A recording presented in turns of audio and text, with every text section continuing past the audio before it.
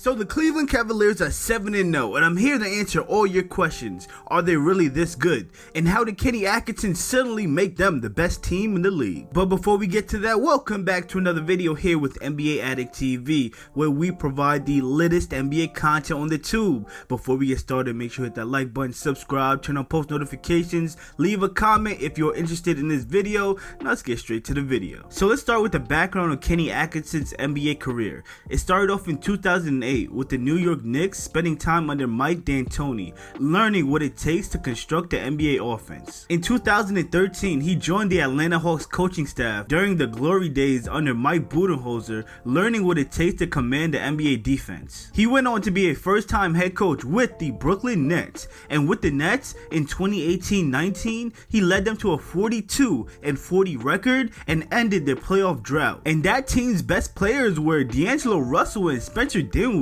Now we know how this story goes. He gets kicked out of Brooklyn by Kyrie Irving and Kevin Durant. Fast forward a couple years, you give him some real talent in Cleveland, and we are now seeing the results. Kenny Atkinson is building one of the most unstoppable offenses in the entire NBA, and we're going to break down just how he's doing it. But it's funny, it seems every year there's one team that consistently loses every single time in the playoffs, and it only takes one season, 1 year for them to break through, and this may be the Cleveland Cavaliers' time. This could be like when Steve Kerr first took over the Warriors, when Coach Bud first took over the Milwaukee Bucks, when Joe Mazzulla first took over the Celtics. This could be the year. And this is all fueled by the Cleveland Cavaliers' new offensive philosophy. And what that is very simple actually, and it's to touch the paint. Yes, something so simple has created a much more fluent offense for Cleveland, because when you're driving with the intention to score, you are now shifting the defense, creating more offensive advantage for you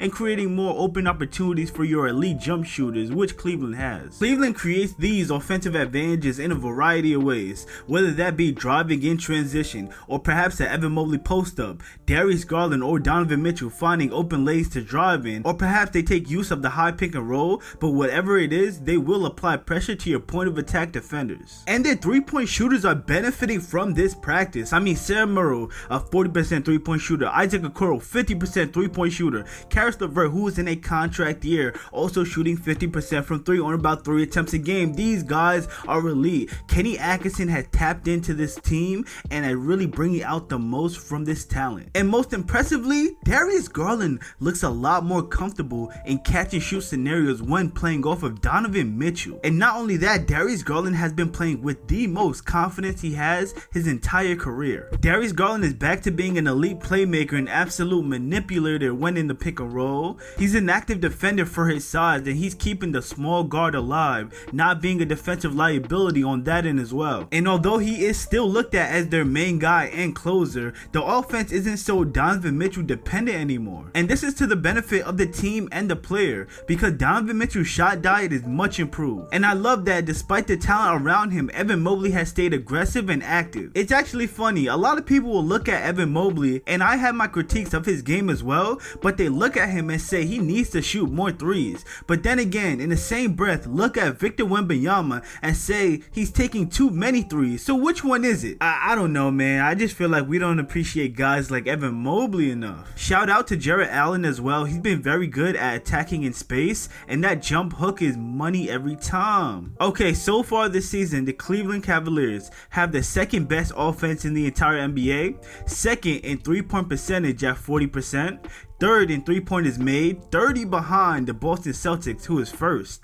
17th in three-pointers attempted, first in field goal percentage, top 5 in steals, top 4 in defensive rating, top 3 in fast break points, top 5 in points in the paint, second best mid-range shooting team at 51%, and they have a 7-0 record to start the year. They have pretty much been the best team at doing everything so far this year. And of those 7 games, they have notable wins over the New York Knicks, the Los Angeles Lakers, and the Milwaukee Bucks. And in their next 3 games, they have the Bucks once again, the New Orleans Pelicans, and the Golden State Warriors. So the next 3 games should be a good test, but I would be lying to you if I thought the Cleveland Cavaliers team would slow down any bit.